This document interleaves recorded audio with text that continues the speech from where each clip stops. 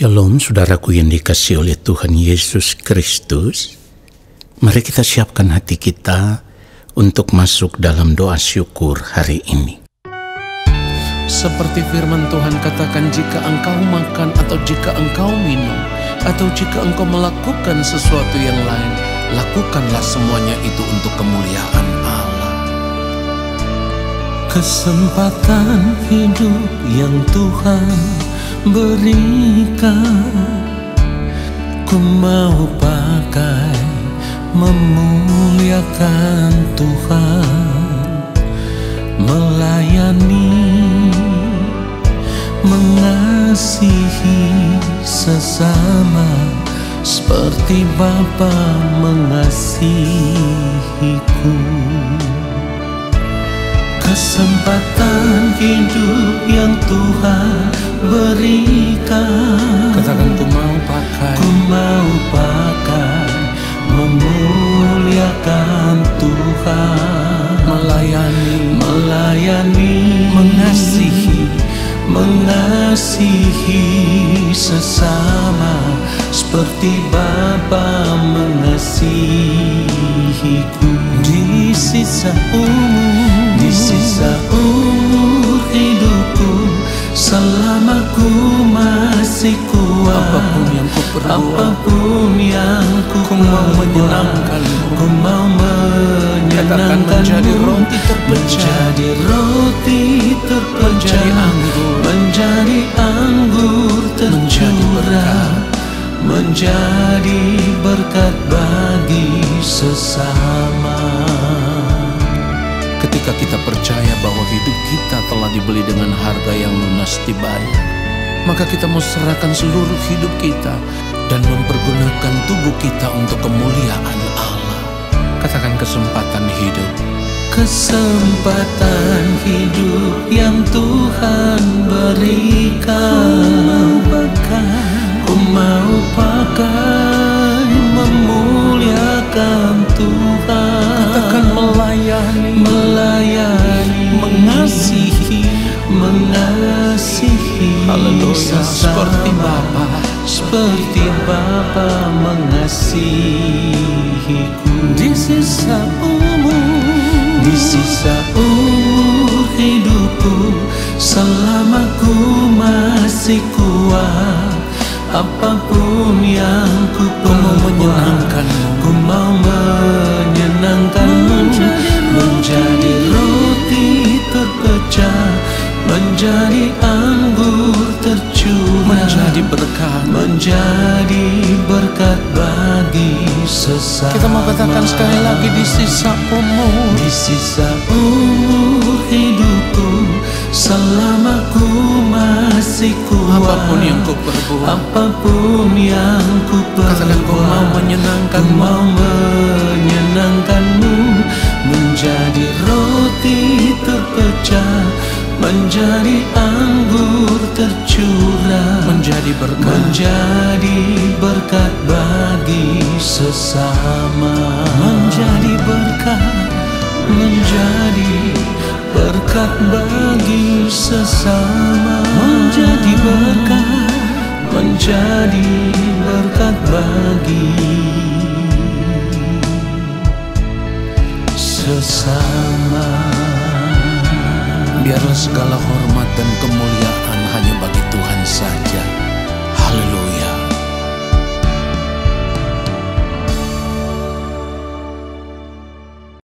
Mari kita berdoa. Allah Bapa yang Maha Kudus, saat ini kami ada di hadapan Bapa, kami ada di hadirat-Mu, dan kami mau duduk diam di kaki-Mu ya Tuhan. Kami mau menanti-nantikan firman-Mu. Berbicaralah bagi kami, sampaikanlah apa yang menjadi isi hati Bapa kepada kami. Lalu ketika kami mendengarkan kebenaran firman Tuhan saat ini, Allah Roh Kudus berikanlah kami hikmat untuk mengerti setiap kebenaran yang kami dengar, lalu kami mau berjuang untuk hidup seturut dengan firman-Mu ya Tuhan di sepanjang sisa umur hidup kami, supaya kehidupan kami senantiasa berkenan di hadapan-Mu ya Allah. Di dalam nama Tuhan Yesus Kristus kami berdoa. Amin. Saudaraku yang dikasihi oleh Tuhan Yesus Kristus, manusia pada umumnya akan berjuang untuk mencukupi kehidupan mereka dengan segala sesuatu yang mereka inginkan. Apa yang mereka inginkan, apa yang mereka mau, itu yang dikejar, saudaraku. Mereka akan berjuang untuk mendapatkan semuanya itu. Dan ketika mereka bisa mendapatkan apa yang mereka inginkan, itu dijadikan sebagai satu-satunya kebahagiaan yang menyukakan, yang menyenangkan hati mereka. Saudara yang dikasihi oleh Tuhan Yesus Kristus, cara hidup seperti inilah yang dimiliki oleh manusia pada umumnya. Artinya mereka selalu mengejar apa yang mereka mau, apa yang mereka inginkan, apa yang mereka anggap itu menyenangkan, menyukakan hati mereka, memberikan kebahagiaan bagi mereka. Itulah yang dikejar. Dan itulah cara hidup dunia, saudaraku. Dan tanpa disadari cara hidup seperti itulah yang ditawarkan oleh kuasa kegelapan supaya manusia pada umumnya bisa terjebak di dalam perangkap kesenangan hidup dunia ini, saudaraku. Dan kalau harus jujur, cara hidup seperti ini juga dimiliki oleh banyak orang percaya. Padahal sebagai orang percaya seharusnya kita sadar, karena kita tahu firman Tuhan mengajarkan kita untuk tidak serupa dengan dunia ini. Firman Tuhan katakan, janganlah kamu menjadi serupa dengan dunia ini, tetapi berubahlah oleh pembaharuan budimu sehingga kamu dapat membedakan manakah kehendak Allah, apa yang baik, yang berkenan kepada Allah dan yang sempurna. Ini artinya ketika kita sudah melihat cara hidup dunia yang demikian, sebagai orang percaya kita tidak boleh ikut-ikutan untuk hidup dengan cara hidup yang seperti itu, saudaraku. Kehidupan kita sebagai orang percaya harus berbeda. Kenapa saya katakan harus berbeda? Karena seharusnya kita sadar kehidupan di dunia ini sementara. Firman Tuhan katakan hanya 70 tahun, kalau kita kuat 80 tahun. Sementara, singkat sekali saudaraku. Dan yang perlu kita sadari, segala sesuatu yang kita miliki di dunia ini, apa yang kita mau kita kejar lalu kita mendapatkan itu. Semuanya itu tidak akan pernah kita bawa ketika kita sudah tiba di ujung kehidupan kita. Artinya ketika detak jantung kita berhenti, denyut nadi kita berhenti, tarikan nafas hidup kita berhenti, maka segala sesuatu yang kita miliki di dunia ini tidak akan pernah kita bawa. Mari kita sadar akan hal ini, saudaraku.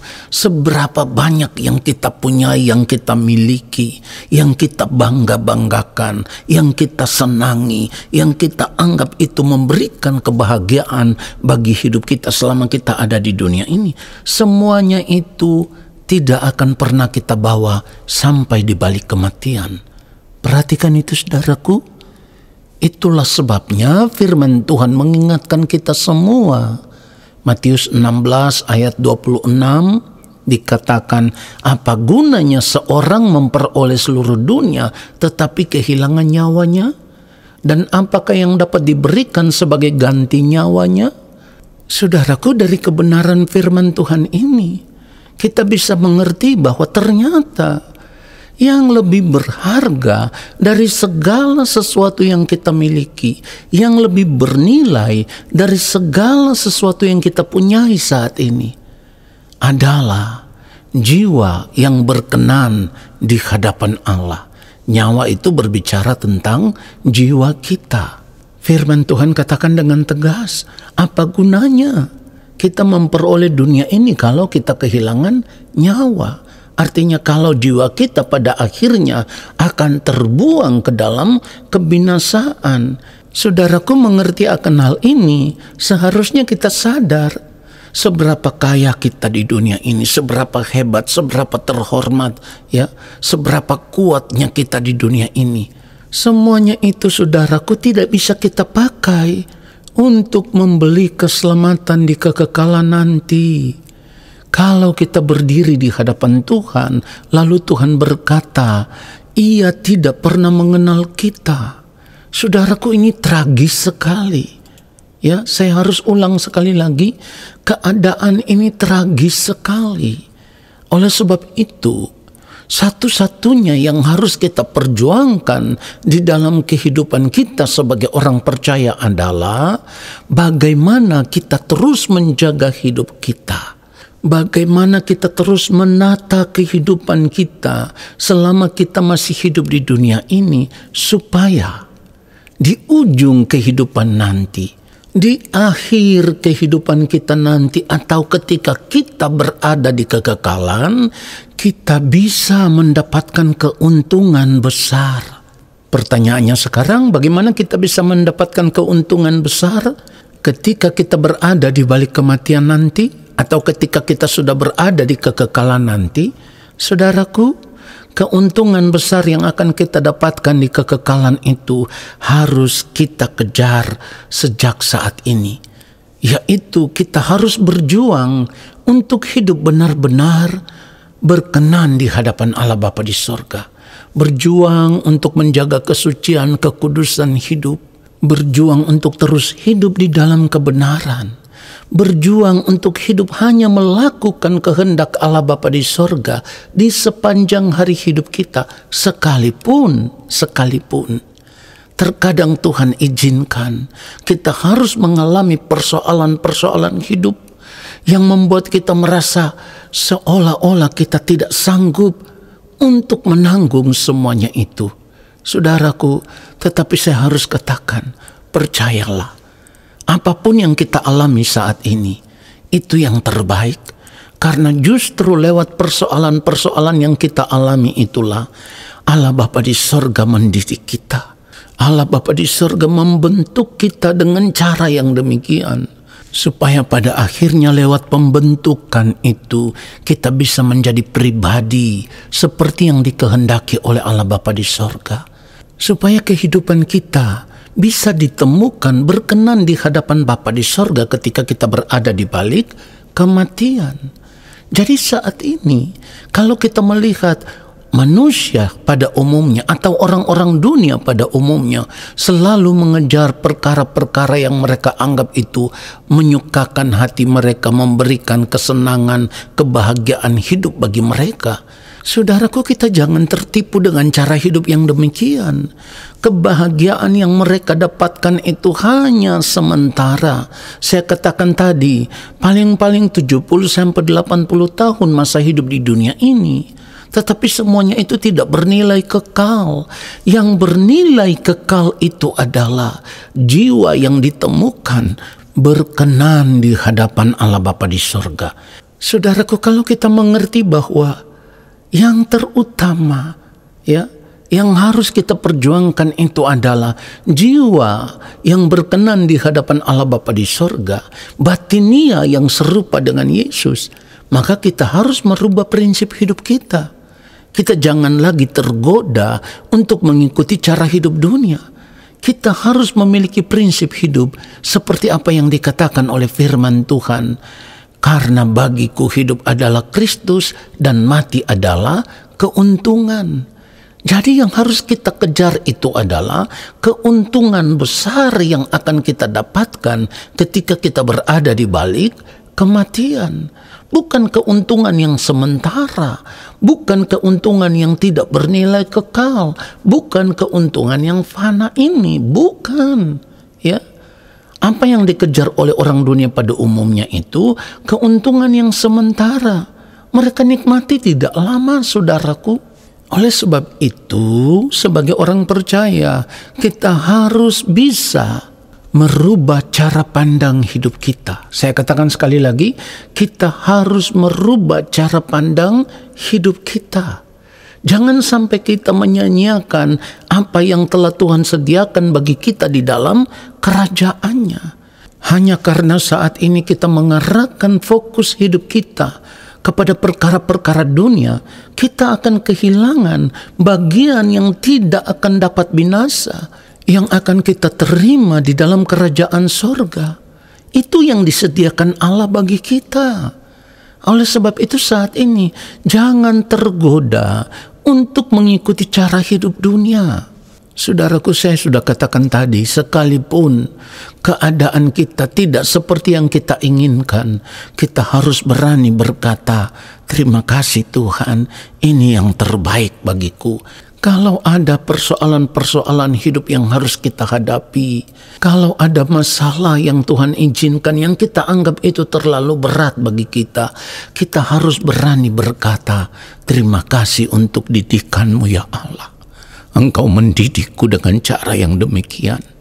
Dari kebenaran firman Tuhan ini, seharusnya kita bisa mengerti bahwa lebih daripada apapun yang kita bisa dapatkan di dunia ini, yang kita bisa nikmati di dunia ini, semuanya itu tidak bernilai.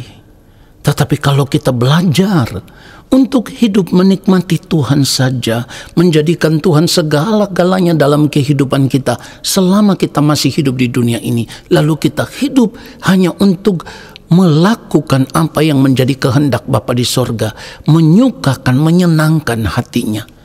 Percayalah, ketika kita menutup mata, Allah Bapa di sorga akan menyambut kita dengan senyum yang terindah. Karena kita dipandang sebagai anak-anaknya yang setia, yang hidup hanya untuk melakukan kehendaknya. Biarlah kebenaran firman Tuhan ini menyadarkan kita semua. Amin. Saudara, mari kita berdoa. Terima kasih Allah Bapa yang Maha Kudus. Kami disadarkan oleh firman-Mu. Kami mau mengambil keputusan untuk merubah cara pandang hidup kami, di mana kami tidak mau lagi mengarahkan fokus hidup kami, pandangan kami tertuju kepada dunia ini dengan segala kesenangannya. Tetapi saat ini kami mau hidup hanya untuk melakukan apa yang menjadi kehendak-Mu. Kami mau menjaga kesucian, kekudusan hidup kami dan hidup di dalam kebenaran-Mu.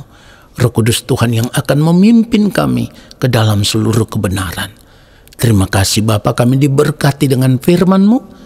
Lalu saat ini kami mengangkat tangan di hadapan Bapa di sorga. Kami percaya Engkau akan menurunkan tangan dan memberkati kami.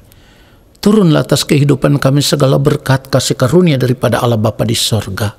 Rahmat cinta kasih yang berlimpah-limpah dari Tuhan Yesus Kristus di dalam persekutuan yang manis dengan Roh Allah yang kudus, menyertai langkah hidup kami dan memberkati kami sekarang dan sampai selama-lamanya. Amin. Saudaraku, terima kasih sudah mengikuti doa syukur hari ini.